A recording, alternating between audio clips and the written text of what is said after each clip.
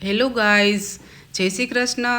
આજે આપણે બ્રેડ વગર માત્ર મગની દાળમાંથી જ એકદમ ટેસ્ટી અને પ્રોટીન તથા વિટામિનથી ભરપૂર સેન્ડવિચ બનાવીશું।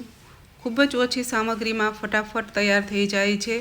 આ રેસીપી તમને કેવી લાગી તે કોમેન્ટ કરીને જરૂર જણાવજો અને વિડીયોને લાઇક તથા ચેનલને સબસ્ક્રાઈબ કરવાનું બિલકુલ ભૂલશો નહીં। તો ચાલો મિત્રો, આપણે સેન્ડવિચ બનાવવાનું શરૂ કરીએ।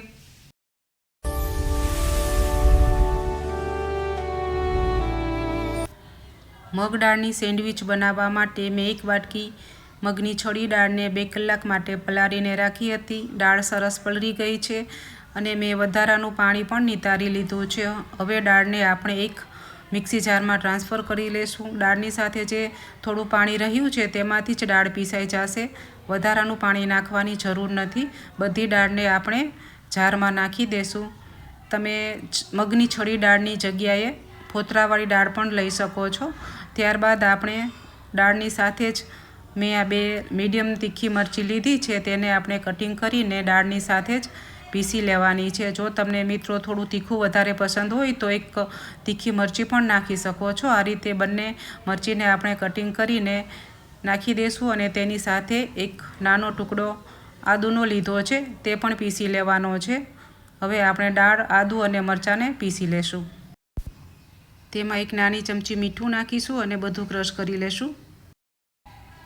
હવે બેટરને એક તપેલીમાં કાઢી લેશું। જો મિત્રો તમે હેલ્ધી અને પ્રોટીનથી ભરપૂર નાસ્તો બનાવવો હોય તો આજની આ બ્રેડ વગરની મગની દાળની સેન્ડવિચ તમારા માટે એકદમ પરફેક્ટ છે। હવે તેમાં આપણે 3 ચમચી ચણાનો લોટ નાખીશું। ચણાનો લોટ નાખ્યા બાદ આ બધાને સરસ રીતે મિક્સ કરી લેવાનું છે। બેટરની સાથે ચણાના લોટને સરસ રીતે મિક્સ કરી લેશું। તેમાં લમ્સ ન રહે ત્યાં સુધી તેને મિક્સ કરવાનો છે। મગની દાળમાંથી પણ ટેસ્ટી અને કરકરી સેન્ડવિચ બનાવી શકાય છે। આપણું બેટર એકદમ સરસ રીતે ફેટાઈ ગયું છે। મેં અમુક શાકભાજી લીધા છે, જેમાં કોબીજ, ટમાટર, કેપ્સિકમ, ગાજર અને કાકડી। તમારી પાસે જે પણ શાકભાજી હોય તે તમે લઈ શકો છો અને તમે તમારી પસંદગી પ્રમાણે શાકભાજીનું પ્રમાણ રાખી શકો છો। આમાંથી અડધા શાકભાજીને હું બેટરમાં નાખીશ અને અડધા શાકભાજીને આપણે સ્ટફિંગ માટે રહેવા દઈશું। ઘરે સરળતાથી બની જાય તેવી આ રેસીપી છે અને મગની દાળમાંથી બનતી હોવાથી પ્રોટીનથી પણ ભરપૂર છે। મિત્રો, તમે એકવાર જરૂર ટ્રાય કરજો। આપણે ઉપરથી થોડા ધાણા નાખીશું અને તેમાં શાકભાજીના માપનું થોડું મીઠું નાખીશું અને ચપટી હિંગ નાખીને બધા શાકભાજીને આપણે બેટરની સાથે સરસ રીતે મિક્સ કરી લેશું। આ રેસીપી સરળતાથી બની જાય એવી છે અને મગની દાળથી બનતી હોવાથી પ્રોટીનથી પણ ભરપૂર છે। બાકીના શાકભાજીને પણ મિક્સ કરી લેશું। શાકભાજીમાં સારા પ્રમાણમાં વિટામિન્સ હોય છે, એટલે આ સેન્ડવિચ પ્રોટીનની સાથે વિટામિનથી પણ ભરપૂર છે। હવે તેમાં થોડું મીઠું અને અડધી ચમચી ધાણા જીરું નાખીશું અને ફરીથી સરસ રીતે મિક્સ કરી લેશું।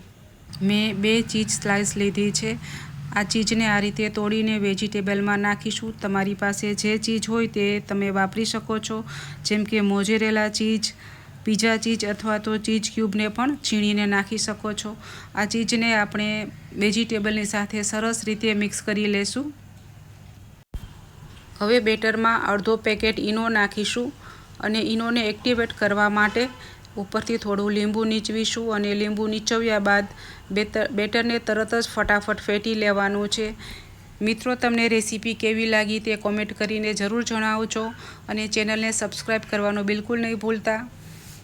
મેં ઇલેક્ટ્રિક સેન્ડવિચ મેકર લીધું છે। તમે ગેસ સેન્ડવિચ ટોસ્ટરમાં પણ આ સેન્ડવિચ બનાવી શકો છો। હવે મશીનની ઉપર આપણે ઓઇલ લગાવી લઈશું। તમે ઓઇલની જગ્યાએ ઘી અથવા બટર પણ લગાવી શકો છો। મશીનમાં આપણે ઉપર અને નીચે બંને સાઈડ ઓઇલ વ્યવસ્થિત રીતે લગાવી લઈશું। હવે સેન્ડવિચ મશીનમાં સૌપ્રથમ બેટરનું લેયર્સ બનાવી લઈશું।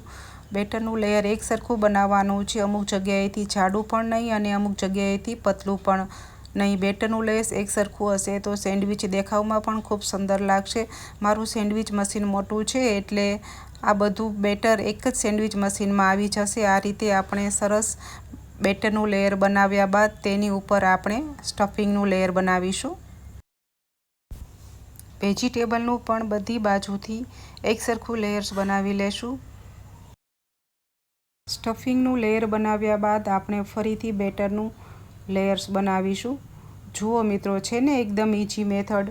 બ્રેડ વગરની હોવાથી હળવી અને પેટ ભરાય એવી આ સેન્ડવિચ બને છે.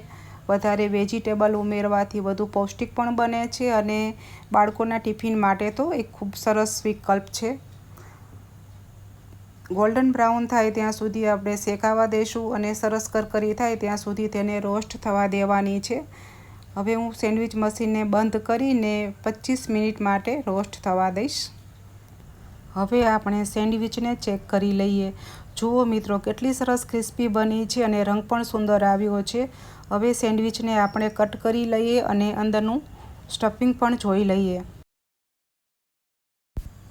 જુઓ મિત્રો, આપણી ગરમા ગરમ પ્રોટીનથી ભરપૂર અને પૌષ્ટિક મગની દાળની સેન્ડવિચ તૈયાર છે. જો મિત્રો તમને આ રેસીપી પસંદ આવી હોય તો મારી ચેનલને લાઇક, શેર અને સબસ્ક્રાઈબ કરવાનું બિલકુલ ભૂલશો નહીં.